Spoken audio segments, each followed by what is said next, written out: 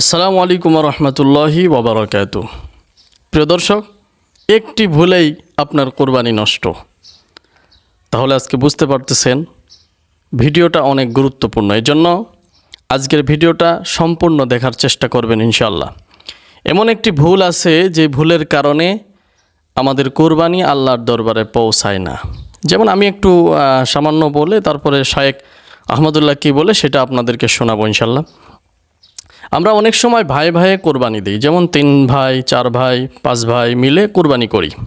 সেক্ষেত্রে আমরা কি করি যে যার আর্থিক সচ্ছলতা বেশি সে বেশি টাকা দেয়, এবং যার সচ্ছলতা কম, যার ইনকাম কম সে কম টাকা দেয়। এরকম কিন্তু অনেকেই কোরবানি দেয়। তবে এরকমভাবে যদি কোরবানি দেন তাহলে তার কোরবানি কবুল হবে কি না এই ব্যাপারে শায়েখ আহমদুল্লাহর কাছে একটা প্রশ্ন যায়, যার উত্তরে তিনি বলেন, 3 ভাই 3 ভাগে কোরবানি দেই। এক ভাইয়ের অবস্থা ভালো, তাই সে বেশিরভাগ টাকা দেয়, আর আমরা অল্প কিছু পরিমাণ শরিক হই। তাহলে কি আমাদের কোরবানি আদায় হবে কিনা? এটা একটা গুরুত্বপূর্ণ প্রশ্ন। কোরবানি দেওয়ার ক্ষেত্রে বিশেষ করে যখন ভাই ব্রাদাররা মিলে কোরবানি দেন তখন এরকম পরিস্থিতি তৈরি হয়। একটা গরুর দাম ধরেন 70,000 টাকা, তো এক ভাই তার উপার্জন অনেক কম, সেজন্য সে 5,000 টাকা দিচ্ছে, আর বাকি টাকা যেটা আছে সেটা হয়তো বাকি ভাইরা দিচ্ছে।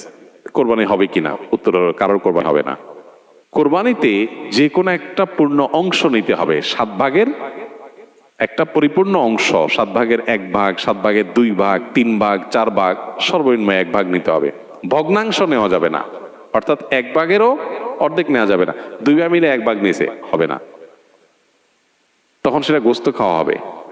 পশু জবাই হয়ে গেছে সেই পদ্ধতিতে, গোস্ত খাওয়া হবে, কিন্তু কোরবানি হবে না। কোরবানি বিশুদ্ধ হইতে হলে প্রত্যেককে পূর্ণাঙ্গ একটা ভাগ নিতে হবে। হ্যাঁ, এখন এমন হতে পারে যে এক ভাইকে আল্লাহ আর্থিক সচ্ছলতা দিয়েছেন, বাকিদেরকে দেন নাই, তো কি হবে? তখন সচ্ছল যিনি তিনি তার পক্ষ থেকে কোরবানি দিয়ে বাকি সবাইকে সবার পক্ষ থেকে দিবেন, যে ঠিক আছে তোমার পক্ষ থেকে একটা শেয়ার, তুমি টাকা দিলা না, আমি তোমারটা দিয়ে দিলাম, এটা হতে পারে। অথবা আরেকটা হতে পারে যে ঠিক আছে তুমি অল্প টাকা কামাই করছো, মাত্র 5,000 টাকা আছে, তুমি টাকা না দিলে তোমার কাছে ভালো লাগতেছে না, তুমি টাকা দিলে তোমার কাছে খুশি হবে, তো সেক্ষেত্রে 5,000 টাকা তুমি আমাকে দিয়ে দাও। এটা কোরবানির শেয়ার না। আমি কোরবানিতে এটা লাগাবো সেটা ভিন্ন বিষয়, বাট তুমি শেয়ার হিসাবে দিলে না, এটা হতে পারে।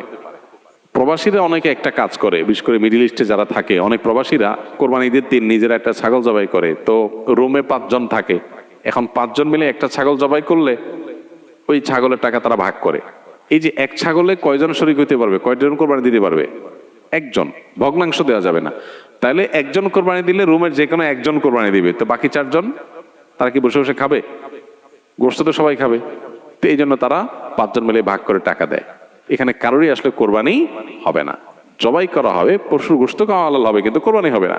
যদি কোরবানি হতে হয় তাহলে এমন করা যেতে পারে, 5 জন মিলে টাকা দিল একজনকে, দিয়া বললো ভাই আপনি মুরব্বী মানুষ, বড় মানুষ, বা আপনি যে কোনো কারণে আমাদের থেকে ভিন্নতর, তো এই টাকাটা আমরা সবাই তুলে আপনাকে দিলাম, কোরবানিটা আপনার তরফ থেকে আপনি দেন, সবটা একজনের হলো, গোস্তটা সবাই খাইলো। বা এই বছর আপনার তরফ থেকে হলো, পরের বছর আমরা আবার সবাই টাকা পয়সা দিলাম, ভাই আরেকজন হলো, টাকা আপনাকে দিয়ে দিলাম আপনার তরফ থেকে, হোক, কোরবানিটা একজনের হবে।